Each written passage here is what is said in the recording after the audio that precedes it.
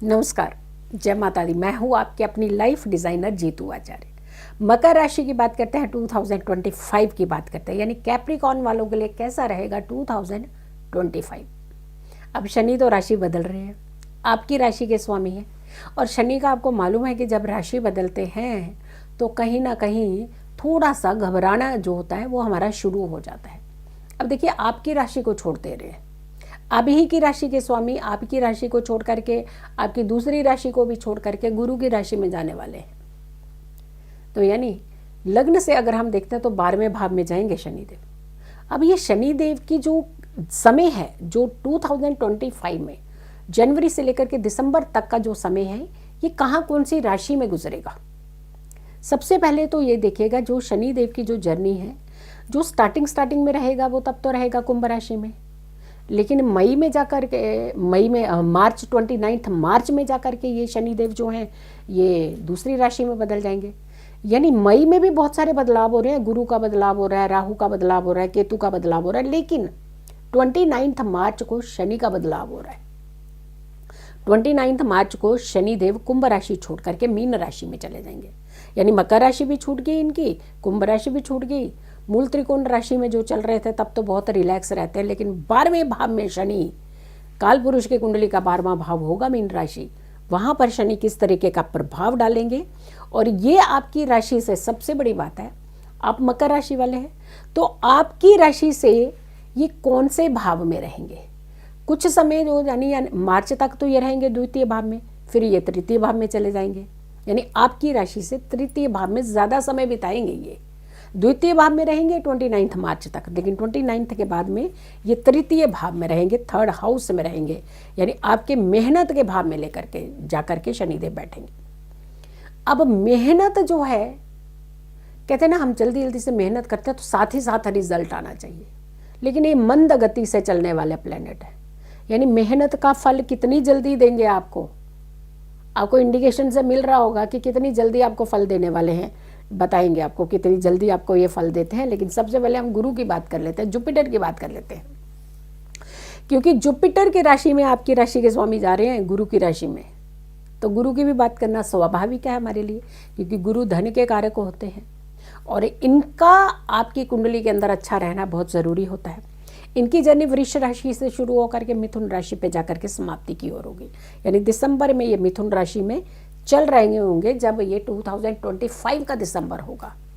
अभी 2024 के दिसंबर की बात नहीं कर रहे हैं हम दिसंबर 2025 की बात कर रहे हैं। तब ये मिथुन राशि में होंगे उस समय गुरुदेव, बृहस्पति, जुपिटर। अब ये आपकी राशि से 5वें भाव में और 6ठे भाव में रहेंगे। गुरु का 6ठे भाव में रहना, रोग शत्रुओं के भाव में रहना, या फिर 5वें भाव की बात करते हैं तो प्यार और दोस्ती के भाव में रहना, किस तरीके के रिजल्ट देगा अभी थोड़ी देर में बताएंगे। राहु की बात करते हैं, कुंभ राशि में रहेंगे और शनिदेव राशि अपनी छोड़ के निकल रहे हैं और राहु देव जाके वहां पे कब्जा जमा लेंगे। अब यहां भी कैसे हो रहा है कि ये एक इधर गया और एक उधर गया। यानी जो राहु है वो मीन राशि से निकल करके कुंभ राशि की तरफ आ रहे हैं और शनिदेव कुंभ से निकल करके मीन की तरफ जा रहे हैं। ये टकराएंगे आपस में, देखना आप। ये बड़े बड़े चेंजेस का जो इशारा है वो हो रहा है। यानी जिस राशि से शनि निकल रहे हैं वहाँ राहु जा रहे हैं, और जहाँ राहु बैठे हुए थे वहाँ शनिदेव जा रहे हैं, एक दूसरे के लिए स्थान खाली कर रहे हैं। धन पाने, धन खोने का कैसा रहेगा, कुछ तो चेंज है इसमें, बड़ा चेंज है और बहुत बड़े बड़े चेंजेस हैं। इसे हल्के में मत लीजिएगा। 4 ग्रहों का राशि बदलाव होना, और 4 भी सबसे important, total 9 planet, 2 shadow planet, 7 हैं। यानी 3 तो ऐसे हैं जो महीने 45 दिन में राशियां बदलते हैं, उसमें से चंद्रमा तो 2.25 दिन में राशि बदलता है, लेकिन 4 ही ऐसे प्लैनेट हैं जहां अड्डा जमाते हैं तो फिर जमा लेते हैं अड्डा। तो ये बड़ा बदलाव का इंडिकेशन है, बड़े चेंजेस का इंडिकेशन। केतु की बात कर लेते हैं। सिंह राशि में केतु, सिंह राशि में आपकी राशि से 8वां भाव होगा, तो यानी आपकी राशि से 8वें भाव का केतु, 8वें भाव का केतु बहुत अच्छा होता है। लेकिन किन लोगों के लिए अच्छा होता है? जो कुछ करना चाहते हैं जिंदगी में। जो नहीं करेंगे उनके लिए केतु राहु सब एक जैसे, जहां मर्जी बैठ जाए जी, हमें कोई लेना देना नहीं, हमने नहीं करना कोई भी काम, तो उनको कोई ग्रहों से कोई लेना देना ही नहीं होता। लेकिन जिनको अपनी जिंदगी को आगे बढ़ाना है, जिनको आगे निकलना है, जिनको आगे बढ़ना है, जो अपनी जिंदगी में बदलाव चाहते हैं, जो कुछ करना चाहते हैं, जो कुछ हासिल करना चाहते हैं, ऐसे लोगों को ग्रहों के बारे में तो सोचना बनता है। चलिए आपके लिए कैसा रहेगा बताएंगे, लेकिन अब हम बात कर लेते हैं कुछ ऐसी चीज़ों के बारे में जो हमारी ज़िंदगी के अंदर ज़्यादा इम्पॉर्टेंट अहमियत रखती है। वो होता है हमारा मनी सेक्टर, वो होता है हमारा काम, वो होता है हमारा स्वास्थ्य। जब ये तीन चीज़ें अच्छी रहती हैं तो खुशियाँ अपने आप आ जाती हैं जी, हासिल कर लेते हैं आप, कोई ना कोई रास्ता ढूंढ लेते हैं हम। लेकिन ये तीन चीज़ें जब हिल जाती हैं ज़िंदगी में तो बहुत सारी चीज़ें हिल जाती हैं, बहुत कुछ उथल पुथल मच जाती है। कई बार तो पूरे परिवार की खुशियाँ ही दांव में लग जाती हैं। चलिए सबसे पहले हम स्वास्थ्य की बात करते हैं, हेल्थ की बात करते हैं। गुरु 14 मई के बाद आपके छठे भाव में रहेंगे, 14 मई से आपके छठे भाव में रहेंगे, जो आपके कहीं ना कहीं कह रहे हैं कि अपने स्वास्थ्य का ध्यान भी रखिए, थोड़े अटेंटिव हो जाइए, थोड़ा सा अपने स्वास्थ्य को बहुत तवज्जो दीजिए, थोड़ा ध्यान रखिए अपने हेल्थ का। और ख़ास करके क्या होता है कि हम जब छोटी बीमारी होती है तो हम इग्नोर कर देते हैं, अपने स्वयं इलाज करने में लगे रहते हैं। डॉक्टर है ना, स्पेशलाइज्ड डॉक्टर है, उन्होंने अपनी ज़िंदगी लगाई है, अपनी एजुकेशन में ज़िंदगी लगाई है, तो उनकी सलाह लेने में क्या दिक्कत है?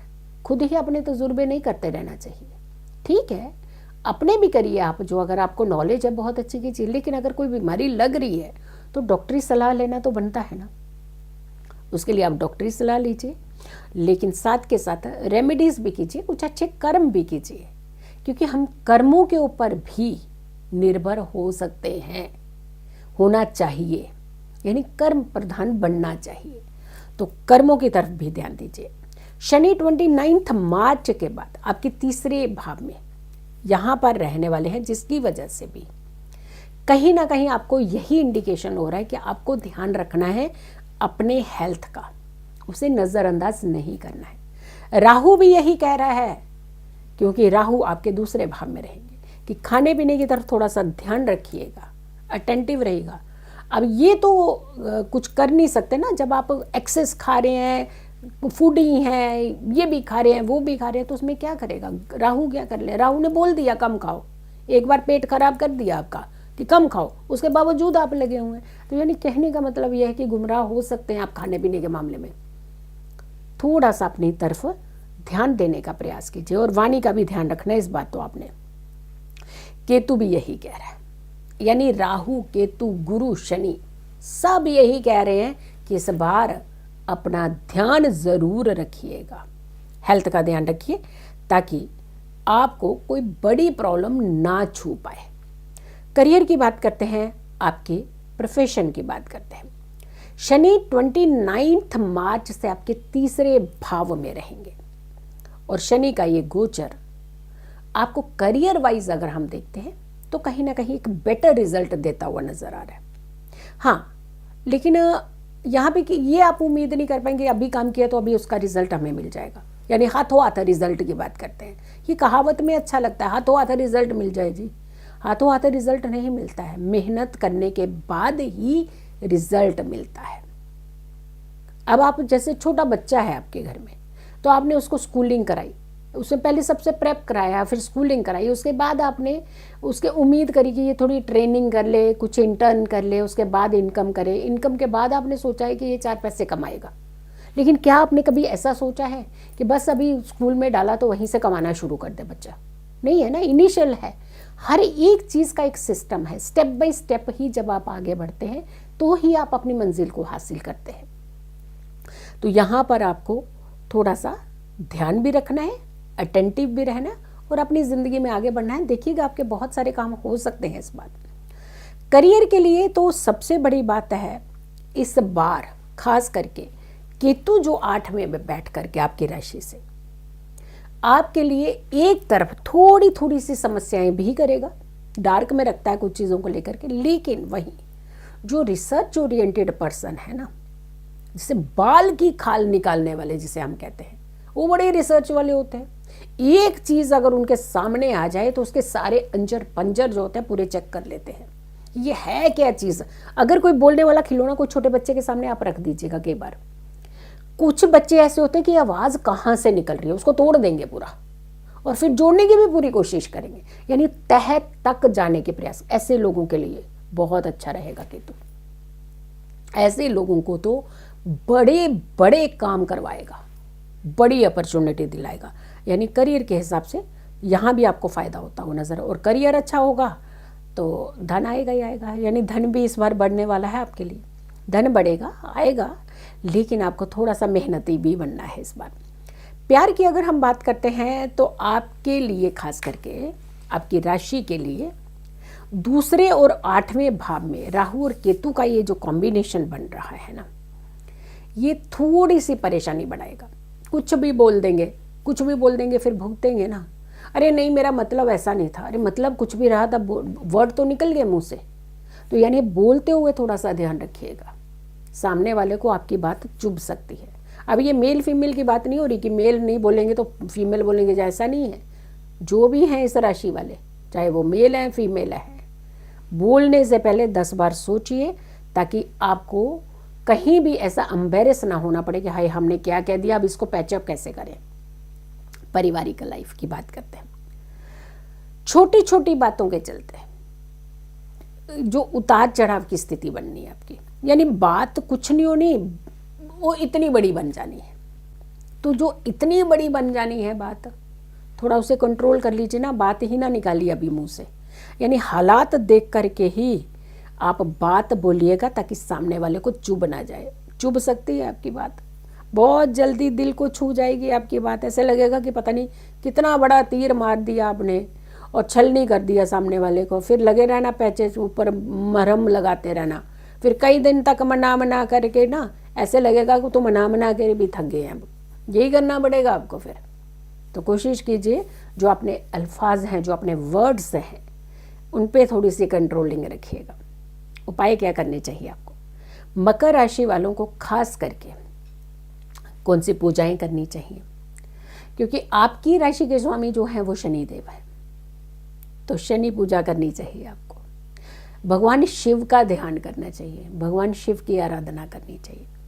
जो लोग शिव के व्रत करना चाहते हैं वो भी कर सकते हैं। 2025 में शुरू भगवान भोलेनाथ के व्रत शुरू कर सकते हैं। एक महा उपाय जरूर कीजिएगा, हर त्रयोदशी पर भगवान भोलेनाथ बहुत प्रसन्न मुद्रा में होते हैं। हर त्रयोदशी का अगर आप, यानी जिसे हम प्रदोष व्रत कहते हैं, अगर आप शनि प्रदोष व्रत जो भी आएंगे, जितने भी आएंगे, हम वीडियो भी डालेंगे, आप ज़रूर देख लीजिएगा। साल 2025 के सारे शनि प्रदोष व्रत जो है वो आप कीजिएगा, आपको बहुत फ़ायदा मिल सकता है। बहुत बड़ी बड़ी चीज़ें आपकी ज़िंदगी के अंदर हो सकती है, बड़े बदलाव हो सकते हैं। और हो सके तो एक सरसों के तेल का दीपक हर शनिवार को पीपल के नीचे ज़रूर जलाएं।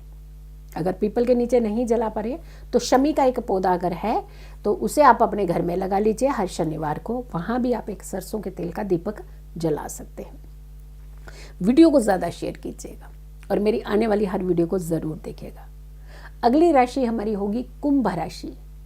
कुंभ राशि भी शनि की ही राशि है और शनि का बदलाव जो है वो देखो कैसे हो रहा है, 2025 में ही हो रहा है। तो यानी आपके लिए कैसा रहने वाला, क्योंकि आपकी राशि में राहु आ रहे हैं, आपकी राशि के स्वामी यहाँ से चले जाएंगे शनिदेव, लेकिन कौन आ रहे हैं? राहु। तो इसीलिए आपके लिए राशिफल देखना बेहद ज़रूरी है। सो मेरी आने वाली वीडियो ज़रूर देखें। तब तक के लिए नमस्कार, जय माता दी।